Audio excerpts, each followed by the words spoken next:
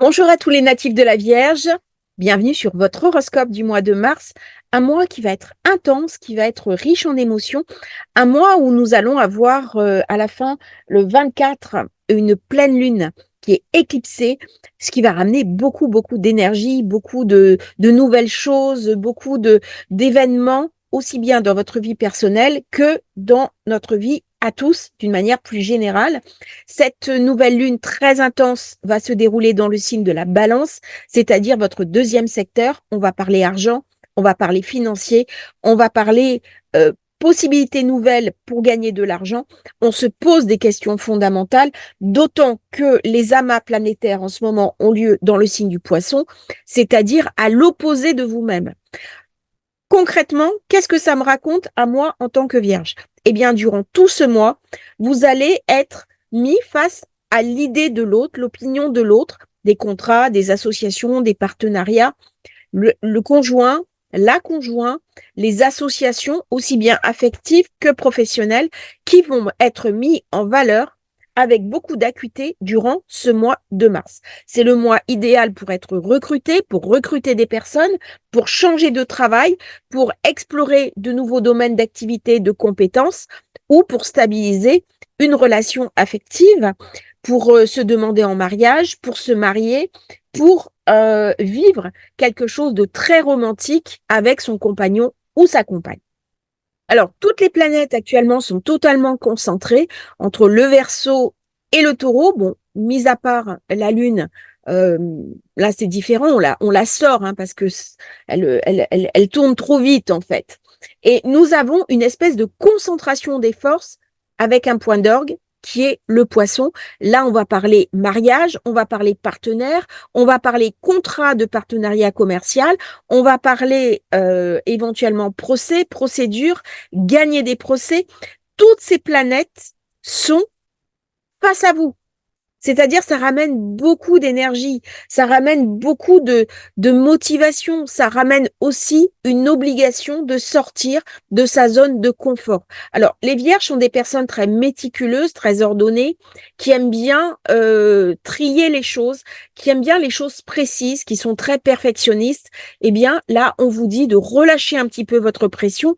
On vous dit que l'opinion des autres aussi peut compter et parfois, se mettre la barre un petit peu moins haut va vous permettre d'aller au bout de vos projets, de vos projections. C'est un petit peu la leçon de ce mois de mars pour les vierges. Faites à votre mesure. Ne soyez pas aussi exigeant avec vous-même.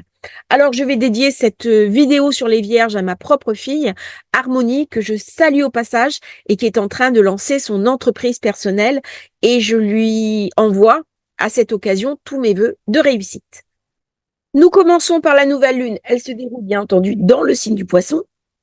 Excusez-moi, j'ai eu un problème de voix. Signe du Poisson, maison 7, elle va vous ramener beaucoup d'énergie, des nouvelles opportunités pour signer des contrats, et pour lancer de nouvelles choses, d'autant que la Lune sera en aspect positif avec Uranus, ce qui va ramener de la créativité, de l'imagination, l'envie d'explorer des nouveaux secteurs, des nouveaux domaines. On est principalement dans le professionnel. C'est vrai que c'est un secteur qui, pour la Vierge, est très important, qui est valorisé. C'est aussi le secteur du quotidien, de comment je vais organiser mon quotidien, mais aussi le secteur de la santé. On retrouve beaucoup de personnes qui sont vierges dans les métiers du soin, dans les métiers de l'accompagnement, dans les métiers de l'aide à la personne.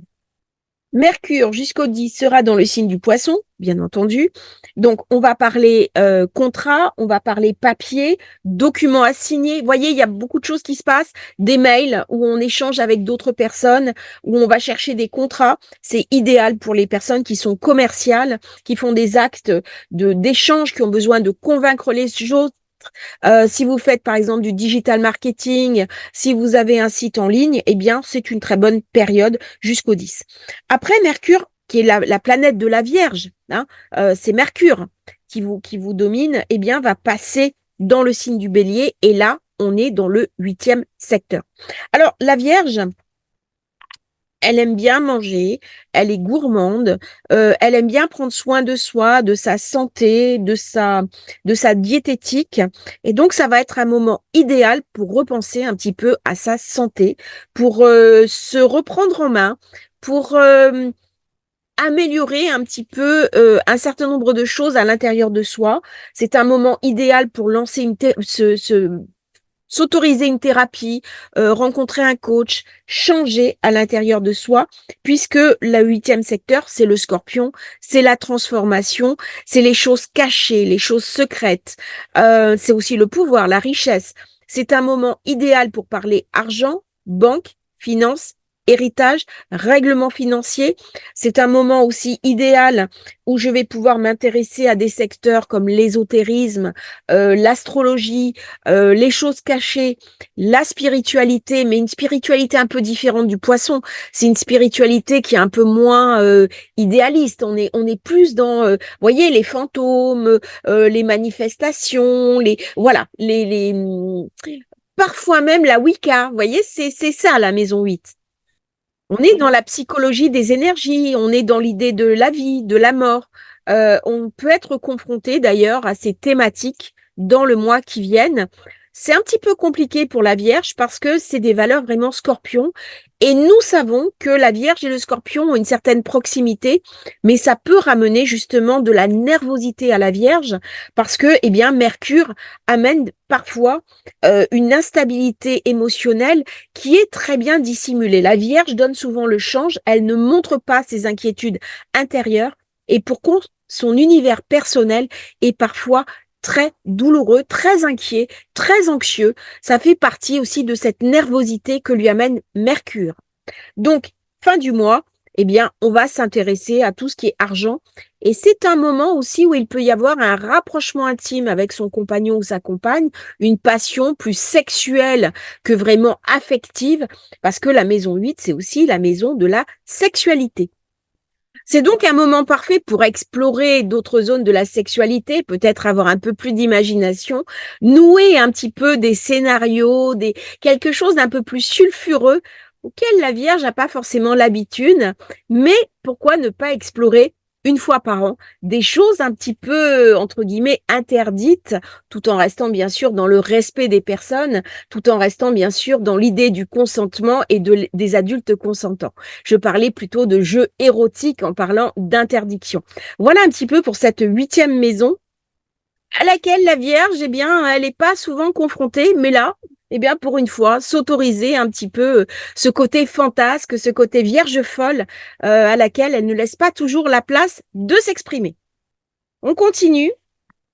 Vénus, à partir du 12 mars, rentre dans le poisson. C'est la septième maison, c'est la relation, c'est stimuler la romance. Je vais avoir aussi dans cette période-là plus de charisme. Je vais beaucoup plus plaire. Je vais avoir une forme de magnétisme qui va attirer les autres.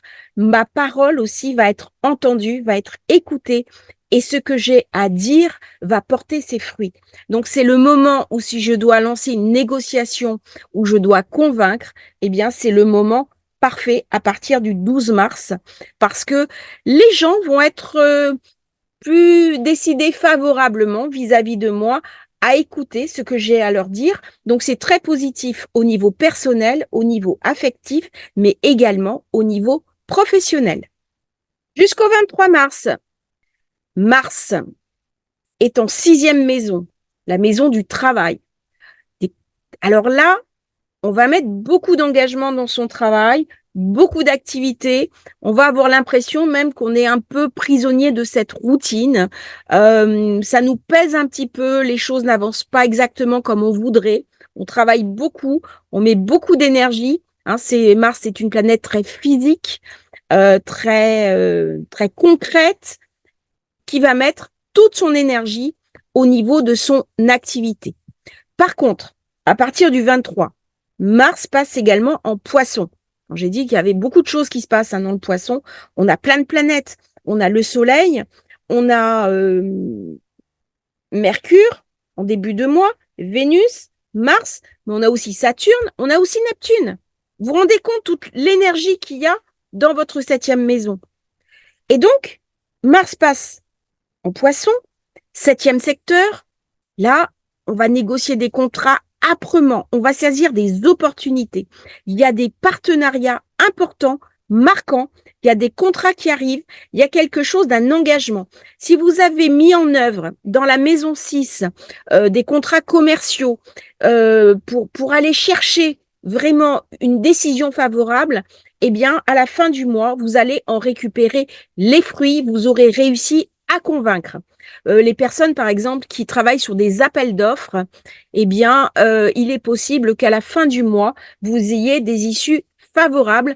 C'est un moment idéal avec les partenaires, avec les contrats commerciaux pour recruter, pour être recruté, pour recevoir plus de clients parce que Vénus va vous aider. Mars est fougueux, il est un petit peu agressif, il va ramener beaucoup de, comment dirais-je, de volonté, de dextérité, il va ramener de la passion. On ne lâche pas ses dossiers. Hein. On est très occupé pendant tout ce mois à travailler, à mettre toute son énergie vers le dépassement de soi, à emporter des décisions favorables. Et à la fin du mois, eh bien, ça aboutit. En plus, j'aurai Mars avec Vénus. Ça, c'est parfait parce que c'est l'amant, l'amante. Au niveau personnel, ça va me donner une alliance positive avec mon partenaire. Si je suis célibataire, je peux très bien rencontrer quelqu'un. Je peux aussi rencontrer quelqu'un dans le cadre de mon travail, où une relation de mon travail peut devenir plus affective. Et on peut avoir un mélange comme ça entre le travail et l'affect. Alors, bien sûr, le soleil passe dans le bélier le 21 mars, pardon. Il me ramène un éclairage sur la maison 8. Là, je vais être invitée à réfléchir à ce que je veux faire, du sens de ma vie. On va toucher des domaines beaucoup plus ésotériques, beaucoup plus spirituels. C'est le secteur 8, le secteur du Scorpion. Je peux être confrontée à des choses beaucoup moins belles, beaucoup moins agréables. Et si des gens m'ont manipulé, ont cherché à me faire du mal, eh bien, à ce moment-là, ça va m'être montré. Alors, malgré ce point un petit peu délicat, l'alliance de Vénus et de Mars, eh bien, je suis amoureux et je peux retomber amoureux. Donc, vous voyez, il y a quand même des choses très positives, même si à la fin du mois, je peux avoir une petite baisse d'énergie, une petite baisse de régime, parce que ce sont des énergies un petit peu sombres, un petit peu lourdes, un petit peu profondes, et je peux facilement me laisser contaminer par une forme de négativité ambiante. Donc, soyez prudents, lâchez un petit peu la pression au niveau des informations, prenez un petit peu votre distance à la fin du mois. Donc, c'est vraiment un mois pour sortir de la routine, pour être, comment dirais-je, en phase avec l'autre, avec les autres, pour aller chercher des contrats, pour dynamiser sa vie et pour mettre en place des choses très positives. Alors, dans cette maison 8, on vient me parler éventuellement de problèmes d'héritage, d'argent des autres. Vous voyez, c'est pas forcément une perte de proche, c'est pas ça. Mais si vous rachetez une maison, par exemple, ou louez une maison, eh bien, ça peut être suite à un héritage. Voilà un exemple. Alors, la pleine lune maintenant de la fin du mois, elle se déroule dans votre deuxième secteur, le secteur de l'argent, quelque chose qui va être éclairé, qui va être marquant pendant les 2 mois à venir. Regardez sur quel degré elle se passe et en fonction de ça, si elle tombe sur un degré très important pour vous, le degré de l'ascendant, le degré de la lune, un degré critique dans votre thème, eh bien à ce moment-là, elle aura une influence. Alors le degré, l'orbe, c'est 1 degré, hein, pas plus. Soit 1 degré avant, 1 degré après, mais pas plus. Normalement, c'est au degré exact et à ce moment-là, l'éclipse aura des conséquences importantes sur votre vie pour les 6 mois qui viennent, voire même un moment déterminant dans votre vie. Je vous souhaite à vous, Vierge, un merveilleux mois de mars. N'hésitez pas à liker, à vous abonner à la chaîne. Et si vous souhaitez commander votre thème de naissance, votre révolution solaire, eh bien, vous avez le lien dans la description. À bientôt pour un nouveau partage sur Astrologie Facile.